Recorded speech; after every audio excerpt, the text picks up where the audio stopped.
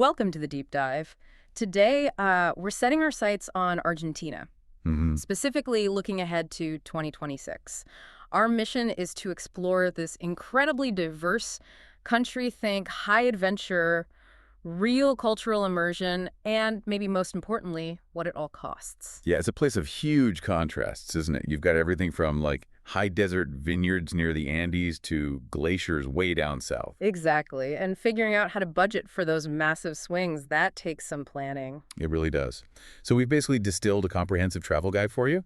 We're focusing on the big four: Buenos Aires, Patagonia, Iguazu Falls, and Mendoza wine country. Right. And the challenge for anyone thinking about a trip or even just wondering about 2026 prices is finding that balance. Yeah. You know, how do you afford those epic remote nature trips alongside the more accessible, authentic culture stuff? That's the core question, really. It defines the whole Argentina experience. It's easy to feel a bit lost with the scale of it all and the money side of jumping around the country. But that's why we're here. We want to pull out the essentials for you, help you figure out where it's worth splurging for those unforgettable moments, and where you can save day to day. So if you're ready to start mapping things out, well, you're in the right spot. Okay, let's unpack this. So let's start where most people do, in the capital. Buenos Aires. It often gets called the Paris of South America. Yeah, and you can see why. Those wide boulevards, the architecture feels very European. But it's more than just looks, isn't it? It's about the cultural density, the arts, the whole vibe. It really is. It's a city you just want to wander around and discover. And what's interesting is a lot of the best experiences are surprisingly low cost. That's a key point. Yeah. It feels grand, but many joys are free. Yeah. Like take the San Telmo market on a Sunday. It's historic, bustling. Right. Our sources really stress the experience there. It's not just shopping, it's the atmosphere, street tango breaking out, antique stalls everywhere, the history in the buildings. Just soaking that in costs nothing. You only spend if, you find that perfect old map or some local craft you can't resist. Then you've got La Boca, Caminito specifically. Those super colorful houses everyone recognizes. Iconic, yeah. Again, walking around, taking photos, learning about the immigrant history behind those colors, that's free. But it's a complex area, too. Ah, so? Well, for context and maybe a bit more security, a lot of travelers do opt for guided tours there. Ah, okay. And what do those run, typically? Usually around $15 to $30 They give you that deeper story. So right there, you see that spectrum again. Free immersion or pay a bit for context. And that spectrum really comes alive with Tango, right? This is our Tango deep dive. Well, absolutely. Tango isn't just one thing. You've got the sort of two ends of the scale. Okay, what are they? On one side, you have the authentic local experience, finding a milonga. Right, the local dance halls. Exactly. But they're more than just halls. They have their own social rules, a whole etiquette. If you just go to watch, which is fascinating. By the way, often there's no cover charge or maybe just the price of a drink. And what about those social rules? That sounds important if you're a visitor wanting to be respectful. You don't want to blunder in. Good question. The big one is the que beseo, the silent invitation. How does that work? Well, generally, men don't just walk up and ask someone to dance. It's all done with eye contact. Intense eye contact across the room, then a slight nod. If the other person nods back, then they meet on the dance floor. Wow, that's subtle. Keeps things elegant, I suppose. Prevents awkward public refusals. Precisely. And the music structure is key too. They play in sets called tandas, usually 3 or 4 songs of the same style. Then there's a short musical break, the cortina, before the next tanda starts. Knowing that helps you understand the flow of the evening. So for the price of a coffee, you get this deep dive into local culture just by observing carefully. Exactly.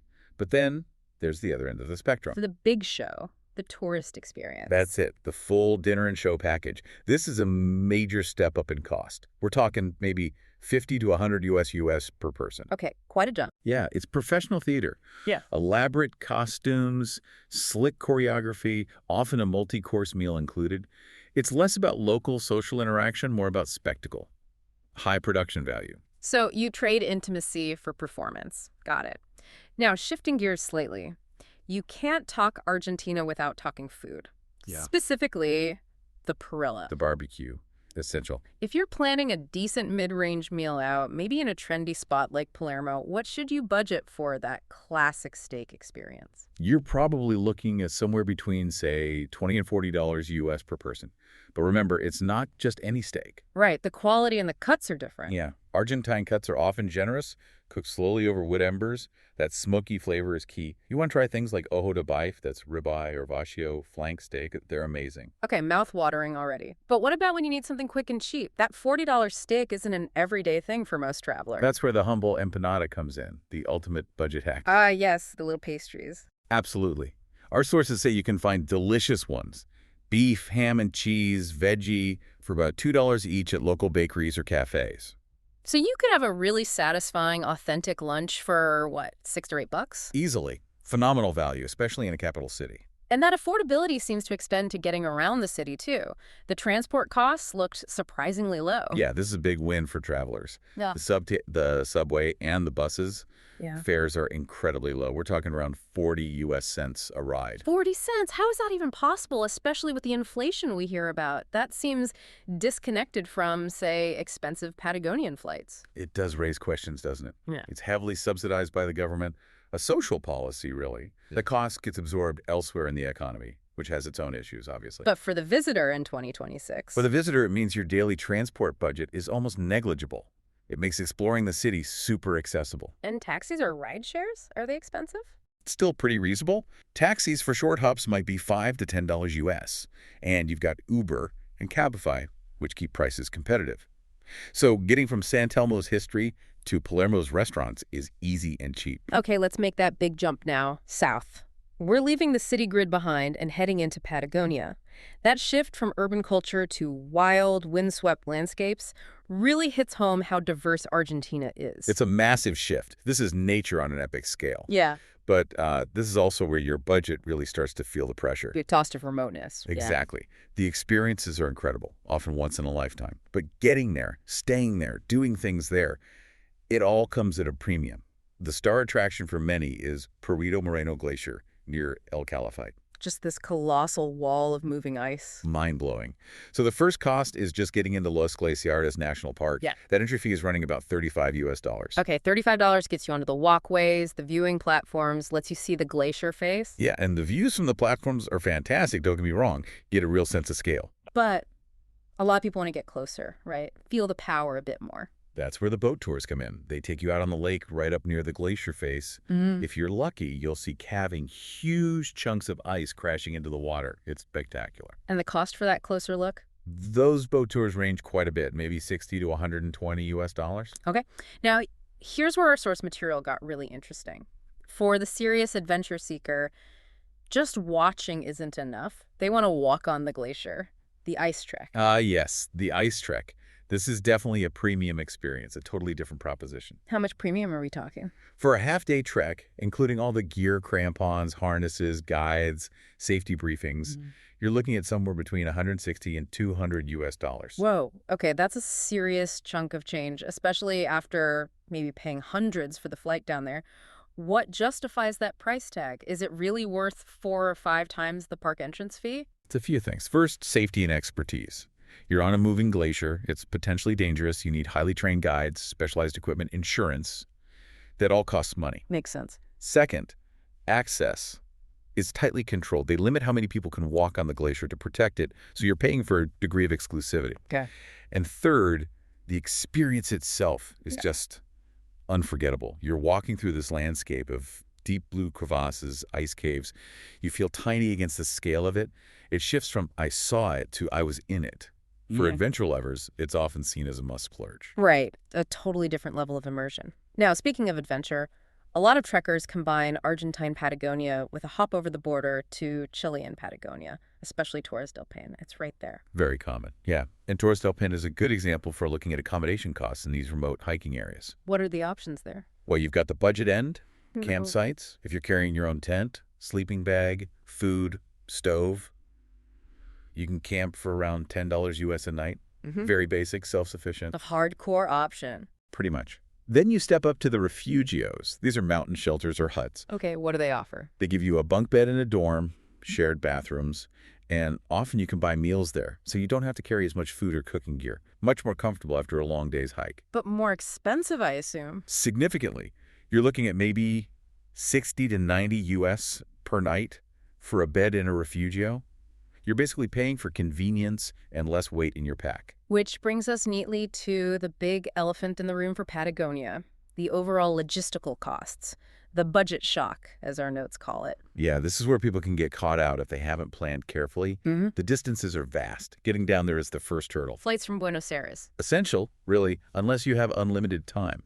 And they are expensive. You're often looking at $200 to $400 each way to El Calafate or Ushuaia. Wow, each way. Why so pricey? Limited competition on those routes, long distances, the cost of fuel, operating in remote areas. It all adds up. Those flights alone can blow a hole in a budget. But what about getting between towns once you're in Patagonia? Say, El Calafate to El Chalten, the hiking hub. Okay, the regional buses are a viable, much cheaper option. They might cost 30 to 60 US. That's more manageable. Definitely. But they take time. You might spend a whole day on a bus versus a couple of hours on a plane. So it's that classic trade-off. Time versus money. Spend $350 on a flight to save 18 hours, or $50 on a bus and use a travel day. Decisions. And accommodation costs down there reflect the remoteness, too. Very much so. And it's very seasonal. You can find basic hostels, maybe starting around 30 US, which is okay. But anything mid-range or luxury, the prices jump fast. Lodges with amazing views can easily be $300 US a night and go way up from there. Okay. And finally, food. We're not getting $2 empanadas down here, are we? Not so much, no. Refueling after hiking costs more. Expect restaurant meals to be more in the $15 to $30 US range. Especially for local specialties. Yeah, and you should try them. Patagonian lamb, fresh trout, they're delicious. But remember, everything has to be transported long distances down there, so that cost gets passed on. All right, let's shift dramatically again. We're leaving the cold, wind-swept south and heading way up north to the heat and humidity of Iguazu Falls. Total change of scene. If Patagonia is about ice, Iguazu is about the raw power of water. It's truly one of the world's great natural wonders. The sound, the spray, it must be incredible. We're focusing on the Argentine side, which apparently has more walking trail? Yeah, the Argentine side has extensive networks of trails, upper circuits, lower circuits, the walkout over the Devil's Throat. It's very immersive. And the entry fee to the park on the Argentine side? It's quite reasonable compared to some global landmarks. Around $25 US. That gets you access to all those walkways and viewpoints. But just like the Glacier, there's an upgrade option for more intensity. The boat tour, the one that takes you right under the falls. Okay, you get drenched, right? Absolutely soaked. But it's a thrill. That costs roughly $50 to $80 US. So here's the question. Is that extra $50 to $80 worth the splash compared to the amazing views you already get from the trails for $25? What's the trade-off? I think it comes down to what kind of experience you want. The trails give you perspective, scale, beauty. You can contemplate the immensity of it all. Right. The boat tour is pure sensory overload. It's intense, loud, powerful, maybe a bit chaotic. You feel the force of the water. It's less about contemplation, more about raw physical experience. Short, sharp, memorable. So if you want that adrenaline rush, that feeling of being in the waterfall, the boat's worth it. If you're more about soaking in the views and maybe taking photos, the trails are enough. That's a good way to put it. Trails for perspective, boat for the splash. And nearby, there's also something a bit calmer, focused on conservation. The Gira Oga Wildlife Refuge. Exactly. They rescue and rehabilitate local wildlife, monkeys, birds, other animals, often injured or rescued from trafficking. It's a nice counterpoint to the power of the falls. Helps you understand the surrounding ecosystem. And the cost for that. Pretty modest, about $10 US entry. Good for families, too. Now, critically, after talking about the high costs in Patagonia, this northern region around Puerto Iguazu, it offers some budget relief, doesn't it? Oh, definitely. It's a very welcome contrast. Food is much more affordable up here.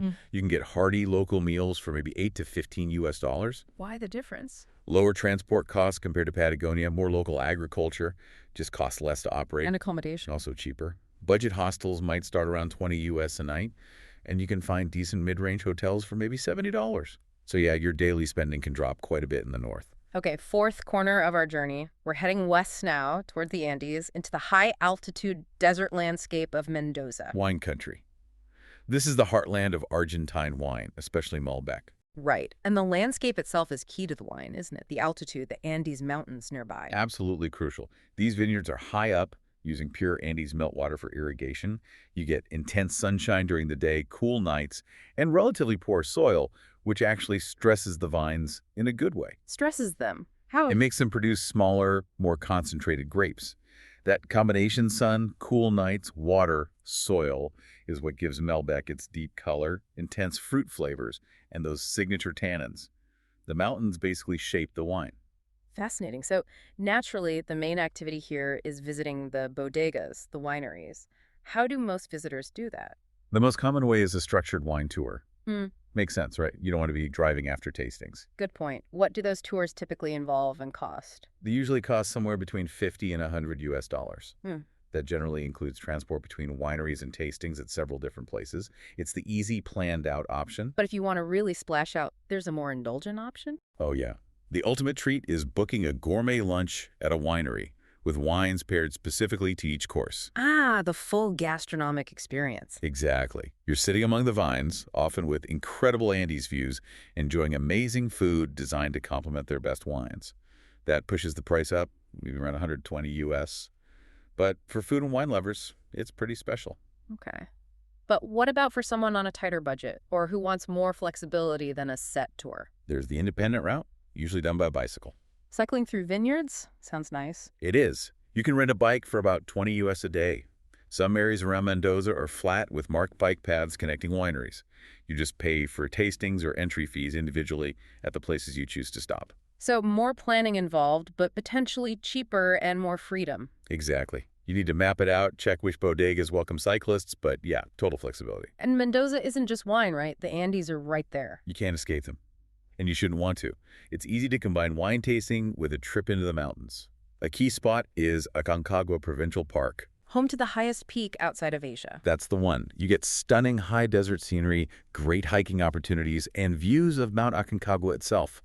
And the park entry is surprisingly cheap, only around $8 US. Wow.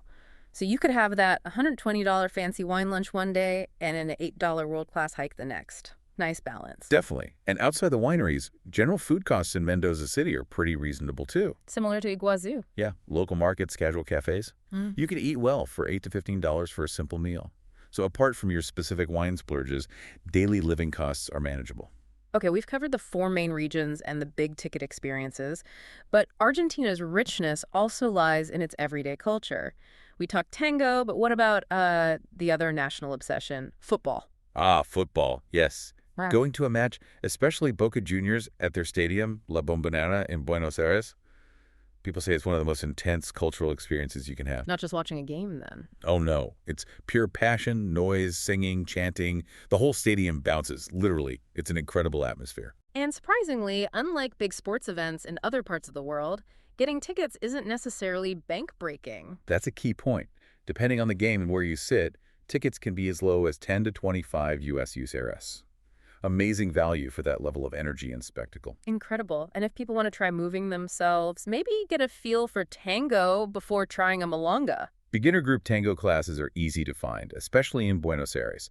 They usually start around $20 US. It's a fun way to learn the basics, meet people, and just appreciate how complex the dance really is. Good idea. And local markets beyond San Telmo? Yeah, the Feria de Mataderos in Buenos Aires is great for seeing more traditional gaucho culture, crafts, folk music.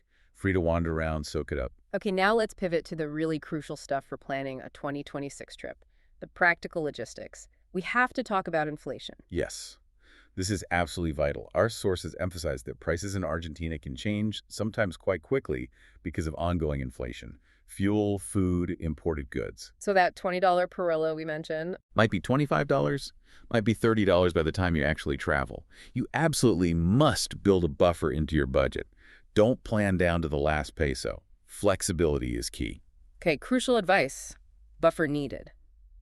But perhaps the single most important money tip involves how you actually exchange your currency, right? This is where the blue dollar comes in. Precisely. This can make a massive difference to your spending power. The official exchange rate you get at a bank or often using a standard credit card, it's usually not very good. Worse than the market rate. Significantly worse, historically. There's a parallel market rate known as the dollar blue, which gives you many more Argentine pesos for your dollars or euros. Okay, but how does a traveler in 2026 safely access this better rate? You don't want to be doing dodgy deals on street corners. No, definitely not. There are much better ways now. Services like Western Union have become a key method. How does that work? You basically send money to yourself online from your home account via Western Union. Then you go to a Western Union office in Argentina, they're in most cities, and pick up the cash in pesos.